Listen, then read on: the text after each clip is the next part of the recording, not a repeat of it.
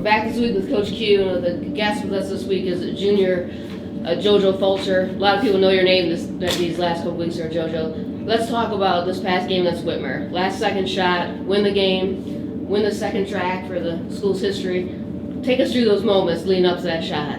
The moments, well, at the moment my team needed me and I wasn't having such a great game as I usually do, so I knew I had to put the ball in my hands and hit that game-winning shot. How did it feel, those moments after you made it, the celebration afterwards? We haven't seen that kind of atmosphere at Lima Senior in a few years, I think. It felt great because, one, bringing the second track title to this team and to the school, and it was a phenomenal moment. Just great to have that feeling with my team. You ever experienced something like that before? No, not really. Okay. Coach, talk about JoJo a little bit and what he's brought to this team this year.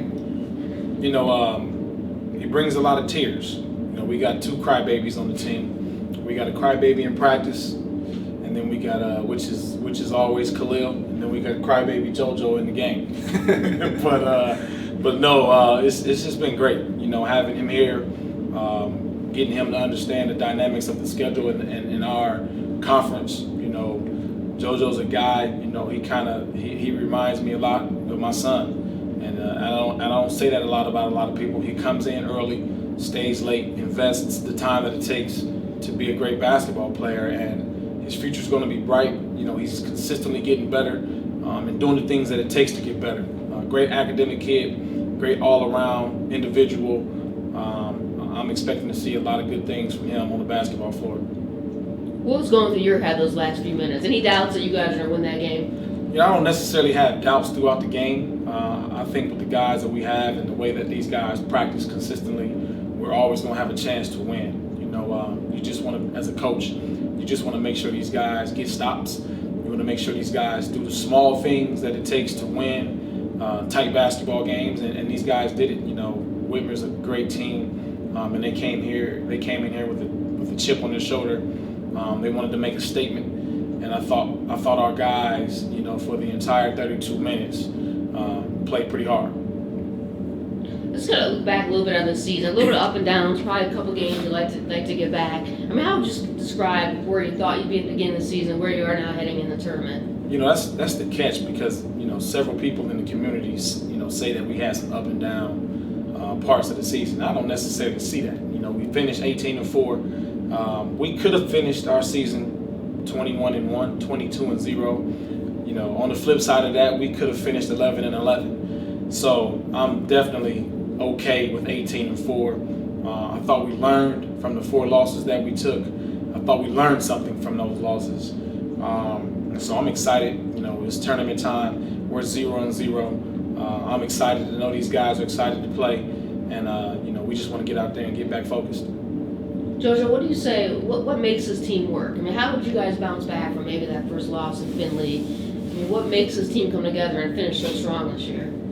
We make each other come together because we push each other in practice. We play hard. We just attack each other, and we just have to always be tough with each other, but positively. Coach, look ahead now. The tournament starts on Friday. I mean, what are you seeing as potential matchups coming along the next couple of weeks? And I mean, how far can this team go this year? You know, I don't look at potential matchups. I know everybody wants to say, you know, the Lima Senior Findlay for a third time. But right now, my focus is the winner of Mansfield Madison and Toledo Bowser. You know, I'm going to go scout that game. And, you know, this is the time of season where you don't have time to look ahead. You have to worry about the opponent that you have in front of you.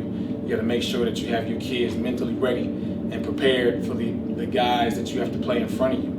Because I believe once you start looking ahead, it's going to take away from what's in front of you at the present moment, and you can get knocked off. You know, there are a lot of teams in the state right now not playing, already lost in the tournament. And so we don't want to put ourselves in that position. We want to take one game at a time, one possession at a time, and hopefully we can continue to play games. We have a goal. We've had 2 goals all year. We've reached one of them, winning the conference title, and we have a second goal.